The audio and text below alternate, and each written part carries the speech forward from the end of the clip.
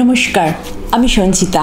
Finding বুক চ্যানেলে আপনাদের স্বাগত। কিনবো না করেও শেষ পর্যন্ত যে শারদীয়া সংখ্যাটা এবার কিনে ফেলেছি সেটার কথাই বলবো আজকে আপনাদের। আনন্দবাজার পত্রিকা এই শারদীয়া সংখ্যাটা এবারে কিনেছি। আপনারা যারা এই পত্রিকাটা কিনেছেন তারা আমাকে কমেন্ট করে জানাতে পারেন।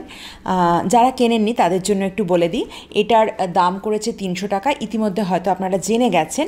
আর এই যে পত্রিকাটা এবারে করেছে, এখানে যে প্রচ্ছদটা করেছে এটা করেছেন মহেশ্বর মণ্ডল। দেখতেই পাচ্ছেন একটু ডিফারেন্ট টাইপের প্রচ্ছদটা করা হয়েছে। এটা হচ্ছে ওই অপারেশন সিন্দুর যেটা হয়েছিল সেটার মানে সেই কনসেপ্টটাকে, সেই থিমটাকে নিয়ে এটা করা হয়েছে। এটাও হয়তো আপনারা ইতিমধ্যে জেনে গেছেন। একটু ডিফারেন্ট টাইপের হয়েছে ঠিকই, কিন্তু মানে আমার ব্যক্তিগতভাবে খুব একটা পছন্দ হয়নি এটা। অনেকেই হয়তো আমার সাথে একমত হবেন না, কারণ অনেকেরই দেখছি এটা পছন্দ হয়েছে। এই প্রচ্ছদটা অনেকেই বলছেন যে বেশ পছন্দ হয়েছে, কিন্তু আমার খুব একটা পছন্দ হয়নি আর কি। যাই হোক, সেটা মানে পছন্দ অপছন্দ তো প্রত্যেকে আলাদা আলাদা থাকেই। প্রচ্ছদটা আমার সেরকম অতটা ভালো লাগেনি। বইটাতে কি আছে না আছে সেগুলো একটু বলি। এখানে যে উপন্যাসগুলো আছে, উপন্যাস হচ্ছে গুপ্ত শলাকা শুভমানস ঘোষ, ঝড়ের পালক তিলোত্তমা মজুমদার। তিলোত্তমা মজুমদারের উপন্যাস অনেক বছর পর আনন্দবাজার পত্রিকার মানে শারদীয়া সংখ্যাতে এলো, সেই জন্য অনেকেই খুব এক্সাইটেড ওনার এই উপন্যাসটা পড়ার জন্য, এবং আমিও মানে অপেক্ষা করে আছি কবে পড়ব।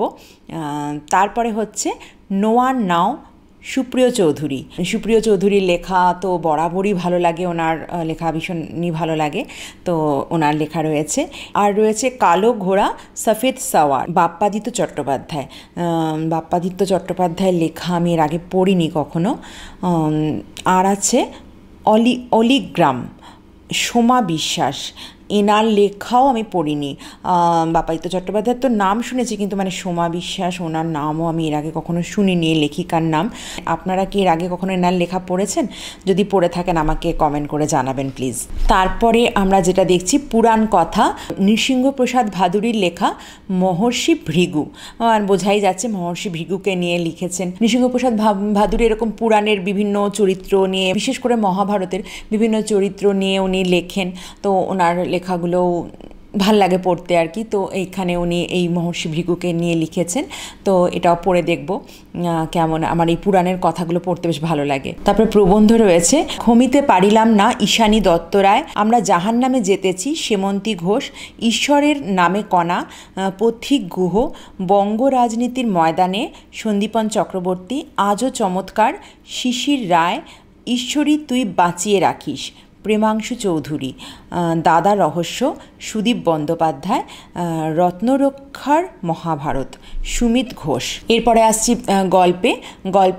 গল্পগুলোর মধ্যে রয়েছে অ্যাংলার ফিশ সরঞ্জিত চক্রবর্তী, পাশের ঘরের পরী সৈকত মুখোপাধ্যায়, কল্পিত সংলাপ অনিতা অগ্নিহোত্রী, আগুনের বর্ণমালা ইন্দ্রনীল সান্যাল, ফকির সানাই রোড সব্যসাচী ধর, রিচার্ড কক্সের হত্যা অথবা নয় সায়ম বন্দ্যোপাধ্যায়। এইগুলো হচ্ছে গল্প। এখানে বলে রাখি এই গল্পগুলোর মধ্যে কিন্তু বেশ কয়েকটা গল্প ইতিমধ্যে আমার পড়া হয়ে গেছে। সেই গল্পগুলোর কথা আমি আজকে আর এখানে বলছি না, কারণ মানে আজকে শুধু মানে বইটা কেমন কি আছে না আছে ইত্যাদি এইসবগুলো আমি বলছি।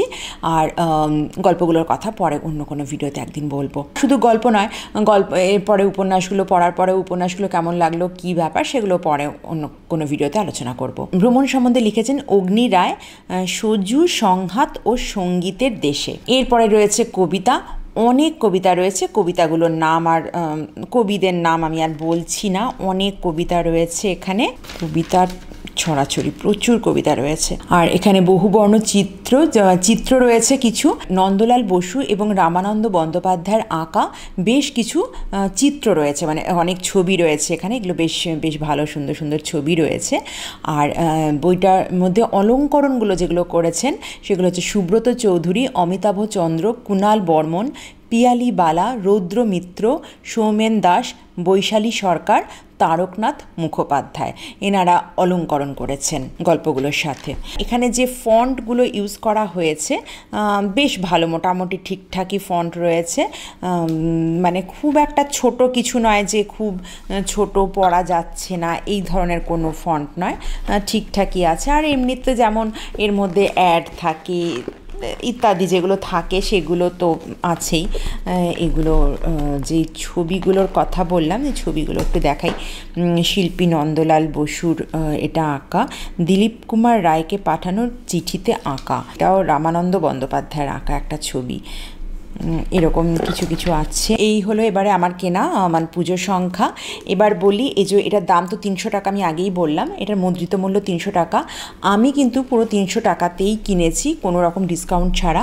তার কারণ হলো এটা আমি কিনেছি আমাদের বাড়িতে প্রত্যেক দিন মানে যে দাদা পেপার দিয়ে যায়, মানে তাকে বলে রেখেছিলাম, সে এসে দিয়ে গেছে। এবার তার কাছ থেকে কেনা মানে কোনো রকম ডিসকাউন্ট তো পাওয়া যায় না, এটা জেনে শুনেই আমি কিনেছি তার কাছ থেকে। আমি ভেবেছিলাম এবারে কোনো পুজোবার্ষিকী কিনবো না, কিন্তু কি হয়, ওই মানে যে বললাম পেপার দেয় যে দাদা, সে এসে আবার জিজ্ঞেস করে কি ব্যাপার এবারে পুজোতে কোনো মানে বই কিনলে না, এরমভাবে এসে একবার করে জিজ্ঞেস করে। আর যদি কখনো ডিসকাউন্টের জন্য অন্য কোনো দোকান থেকে কিনে ফেলি তো রীতিমতোই দাদার কাছে বকা খেতে হয়। আগে একবার এরকম হয়েছিল বেশ কয়েক বছর আগে, সে বছর আমি পুজো সংখ্যা কিনবো না বলেই ঠিক করে রেখেছিলাম, তো সেজন্য কিনিনি। তারপরে আমি হঠাৎ করে একদিন গড়িয়াহাটে কোনো একটা কাজে গেছিলাম, গিয়ে ওখানে ওই ফুটপাতে যে বই বিক্রি করে সেখানে দেখলাম পত্রিকাগুলো, দেখে হঠাৎ করে আমার লোভ সামলাতে না পেরে ওখান থেকে ওই শারদীয়া পত্রিকা কিনেছিলাম।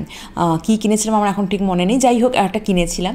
এবার পরে যখন সে দাদা এসে জিজ্ঞেস করলো যে কী ব্যাপার এবার বই কিনলে না, আমি তখন বলেছি যে না আমি কিনে ফেলেছি, ওই গড়িয়াহাট থেকে আমি কিনে ফেলেছি। তখন তো রীতিমতো আমাকে বকা দিল যে হ্যাঁ সারা বছর আমার কাছ থেকে পেপার নেবে আর বই কেনার সময় তখন তুমি অন্যদের কাছ থেকে কিনবে, বলে রীতিমতো বকা টাকা দিল।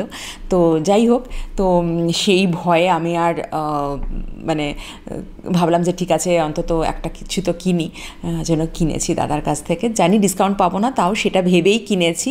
আর মানে আসলে মিথ্যে কথা বলতে খারাপ লাগে যে কিনবো না, এই ব্যাপারটা বলতে খারাপ লাগে যে ওরা তো সারা বছর মানে পেপার দেয়, তো এক্সপেক্ট করে থাকে যে পুজোর সময় হয়তো বই কিনবে, এরকম একটা এক্সপেকটেশন থাকে ওদের। তো সেখানে মিথ্যে কথা যদি বলে দিই যে না কিনবো না, খারাপ লাগে বলতে।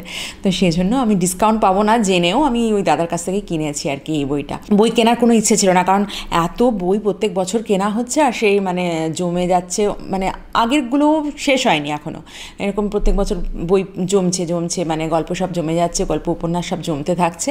তো এবার ভেবেছিলাম কিনবো না, কিন্তু ওই মানে এই কারণে কেনা হয়ে গেল আনন্দবাজার পত্রিকাটা। এবার এগুলো পড়ি, যেটা বললাম যে অলরেডি পড়তে শুরু করেছি, পড়ার পর কেমন লাগে না লাগে সেগুলো তো অবশ্যই শেয়ার করব। আপনারা কি পুজোবার্ষিকী নিলেন, কোন গল্প পড়লেন, সেগুলো অবশ্যই আমাকে কমেন্ট করে জানাবেন। দেখা হবে অন্য কোনো বইয়ের আলোচনায়। আজ তাহলে আসি, নমস্কার।